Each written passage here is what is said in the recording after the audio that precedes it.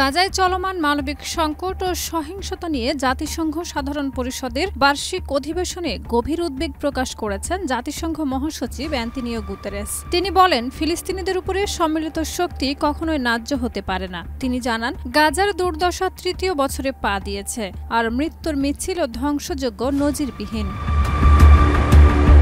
Guterres অভিযোগ করেন, আন্তর্জাতিক আদালতের আদেশ অমান্য করে সেখানে দুর্ভিক্ষ ঘোষিত হয়েছে। তিনি দ্রুত সে আদেশ বাস্তবায়নের আহ্বান জানান। তুরস্কের প্রেসিডেন্ট এরদোয়ান গাজায় ইসরায়েলি হামলাকে গণহত্যা বলে আখ্যায়িত করে বলেন, বিশ্বের চোখের সামনে শিশুদের হত্যা করা হচ্ছে, অথচ আন্তর্জাতিক সম্প্রদায় নীরব। তিনি গাজার অবস্থা তুলে ধরে বলেন, এই ভূমি এখন কোনো প্রাণীরও বসবাসযোগ্য নয়।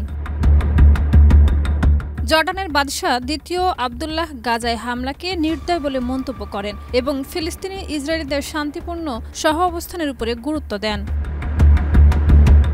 ব্রাজিলের প্রেসিডেন্ট লুলা দা সিলভা বলেন, ফিলিস্তিনিরা বিলুপ্তির মুখে, কেবল স্বাধীন রাষ্ট্র গঠনই তাদের বাঁচাতে পারে। তিনি ক্ষোভ প্রকাশ করে বলেন, হাজারো নারী শিশুর মৃত্যু আর আন্তর্জাতিক আইনের চরম অবমাননা ঘটেছে।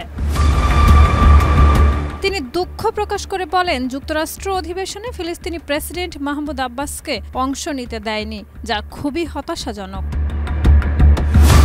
শাহিদা রুবি, মাই টিভি।